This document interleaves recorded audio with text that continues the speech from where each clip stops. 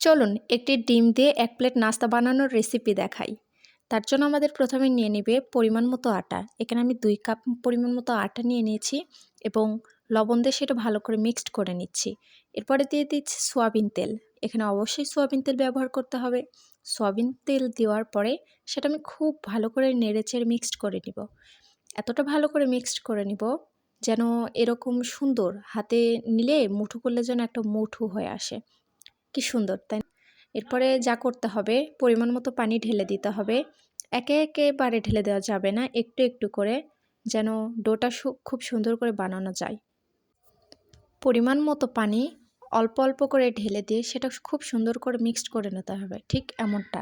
এ পর্যায়ে এসে আরও কিছুটা সয়াবিন তেল অ্যাড করতে হবে। চারপাশে খুব সুন্দর করে সয়াবিন তেলটা মেখে নিয়ে খুব সুন্দর একটা ডো তৈরি করার পর সেটা রেস্টে রেখে দিতে হবে 30 মিনিটের জন্য। এ পর্যায়ে আমি পেঁয়াজ কুচি আর মরিচ কুচি একটু ভেজে নিচ্ছিলাম। ভেজে রাখা পেঁয়াজ আর মরিচ কুচির মধ্যে একটি ডিম আমি ফেটে ভেঙে দিয়ে সেটা খুব সুন্দরভাবে নেড়ে চেড়ে মিক্সড করব। মিক্সড করা হয়ে গেলে এক পর্যায়ে সেটাও রেস্টে রাখব। ঠিক 30 মিনিট পর রেখে দেওয়া ডোটা আমি সাইজ মতো কেটে নেব। কেটে নেওয়া এক একটা টুকরা আমি সুন্দর করে বেলে নেব, ঠিক বাংলাদেশের মানচিত্র, না মানে রুটি। তারপরে সেই রেস্টে রাখা পেঁয়াজগুলো আমি এর মধ্যে দিয়ে দিব।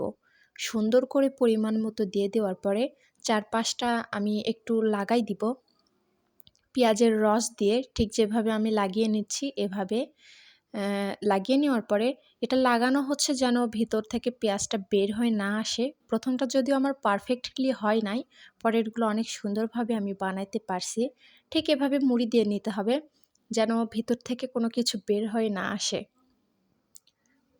এভাবে একের পর এক সবগুলো আমি বেলে নিব। দেখতে পাচ্ছেন এটা বাংলাদেশের মানচিত্র।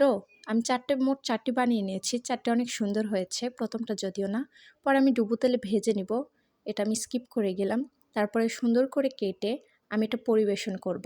আমি আমার পরিবেশন করার জন্য উপরে একটু ধনিয়া পাতা দিয়ে দিয়েছিলাম। তারপরে একটু সস দিয়ে টানটানান হয়ে গেল বিকালের নাস্তা। এত সুন্দর নাস্তা, তাই না?